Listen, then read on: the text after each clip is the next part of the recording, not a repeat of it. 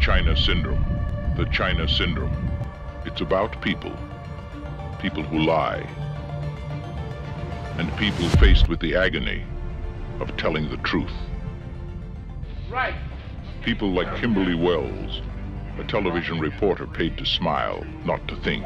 A few words about a veterinarian who makes house calls on sick fish. Or is it aquarium calls? Richard Adams, a cameraman who never learned how to play by the rules. Wait till you get in that other room, get that radiation all over that cute little body. Jack Goodell, an engineer who knows too much to tell the truth. In anything that man ever does, there's some element of risk, right? Well, that's why we have what we call defense in depth. And cares too much to lie. No accident. It will start with a tremor in a nuclear power plant. Where it will end will depend on 3 people. I would say you're probably lucky to be alive. Same for the rest of Southern California. Jane Fonda. Let's face it, you didn't get this job because of your investigative abilities. Kimberly, don't fight it. Jack Lemmon. There was a vibration. Michael Douglas. I don't know that accident is the right word. Accident is the right word. The China syndrome. The harder they try, the more resistance they meet. They've got their own security men. Do you hear what I'm saying? Do you want me to make it any clearer? The closer they get, the more threatening it becomes. The China syndrome. Today, only a handful of people know what it really means. And they're scared. Everybody keep your station! Everybody keep your station! Soon, you will know. The China syndrome.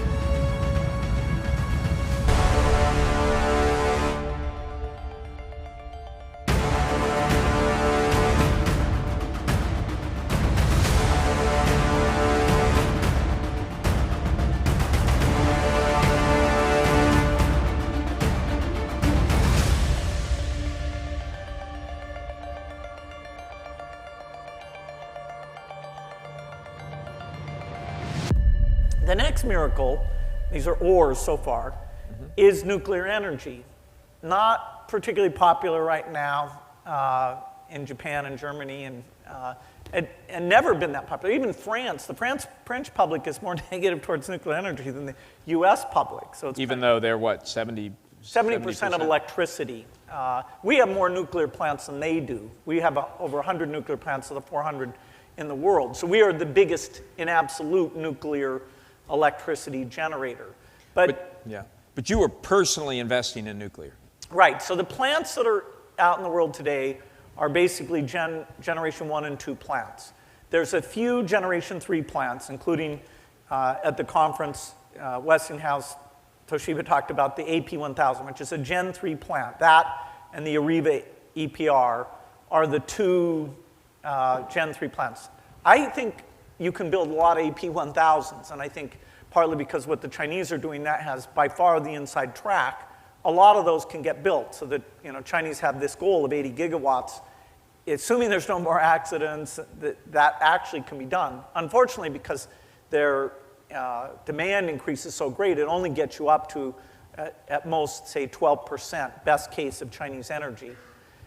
The thing I'm investing in, and not because I expect to make a ton of money on it, it's because I think because it's zero CO2, because the economics are so good, is a 4th generation design. And there are many 4th generation designs. This one is very, very attractive from an economic point of view. I mean, way cheaper than today's nuclear. We had Nathan Mervold here last year, but can you explain a little bit about how this technology works? Okay, basically. And you're just among friends here. Yeah, absolutely. The part of uranium that's fissile, that is that when you hit it with a neutron, it splits in 2, is about 0.7%. And when you break a uranium atom in 2, you get 1 million times as much energy as you do from burning a carbon molecule. So you think, wow, this is good technology. It's 1 million times better.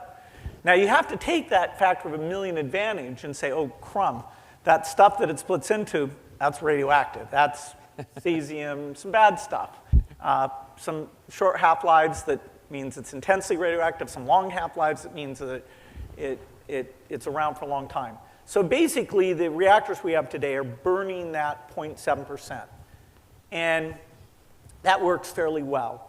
There was a concept a long time ago that you would do a different type of reactor called a fast reactor that would make a bunch of another element called plutonium.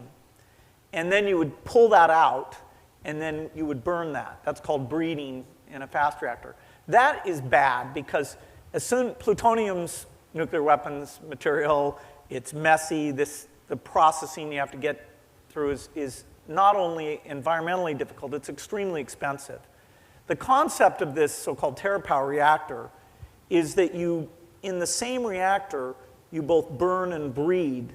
And so instead of making plutonium and then extracting it, we take uranium, the part that the 99.3% that you normally don't do anything with, we convert that and we burn it. So it's like a candle. A candle wax doesn't burn at room temperature.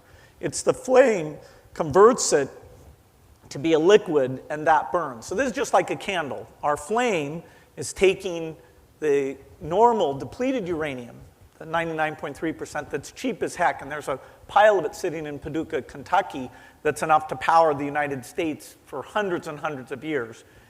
You're taking that and you're converting it to plutonium, and then you're burning that. And we have super high power densities. We have total fail-safe. Any reactor that a human has to do something, that's a little scary. And one thing to point out is that digital simulation, and this applies to all these energy technologies, the ability to digitally simulate things is night and day different than in the past. So when they built, say, the reactor at Fukushima, their ability to simulate things was very limited. They wouldn't really know. We take our reactor, we have magnitude 10 earthquakes, we have volcanoes blow over, we have tidal waves passing by, and we look and we say, oh, okay, let's put some more concrete in. You can understand what's going to happen digitally in a way that you never could before. And so the idea of full passive safety, Gen 3 takes us to much, much, much better passive safety, not full passive safety. Gen 4, whoever's Gen 4 gets built, will be a no human required, no zirconium turning into hydrogen to explode type design. Timetable for TerraPower? Okay, this is really fast. You're going to be amazed. By 2022, if everything goes perfectly, our demo reactor will be in place. And by 2028, again, assuming everything continues to go perfectly, it will be a design that could be replicated and built in many, many, many places. You could build, at that point, because you have no fuel constraint, and according to me, you have extremely good economics, good safety, no proliferation, no waste, then you could go nuts. If everything goes perfectly. Absolutely. How often does everything go perfectly? In nuclear? If you ignore... No, come on. If you ignore 1979 and 1986 and 2011, come on, we've had a good century. If you ignore 1979 and 1986 and 2011, come on, we've had a good century.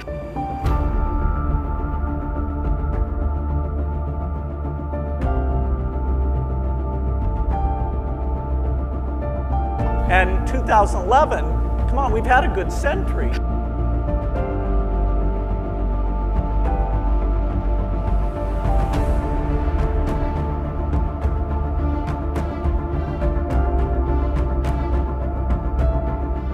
Come on, we've had a good century. It was a Friday when disaster struck in the northeast coast of Japan 12 years ago, the largest ever earthquake recorded in Japanese history. A magnitude 9.1 earthquake was so powerful it tilted the Earth's axis. It then triggered a tsunami that swept 10 kilometers inland, killing more than 18,000 people as it destroyed entire towns with walls of water up to 40 meters high.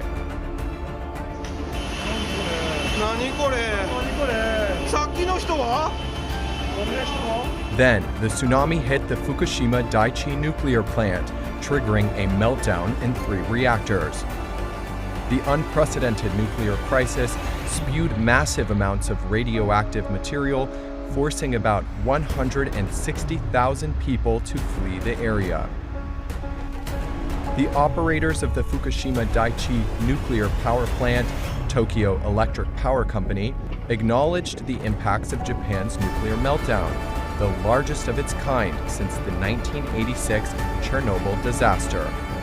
仲間方、広く社会の皆様方に大変なご心配とご迷惑をおかけいたしておりますこと、心よりお詫びを申し上げたいと思います。It has been 12 years since, but Japan is still dealing with the fallout, namely, what to do with the radioactive wastewater. Water used to cool the reactor's cores leaked into the basements of the reactor buildings and mixed with rain and groundwater. Every day, 118 tons of contaminated water is collected, treated, then stored in tanks.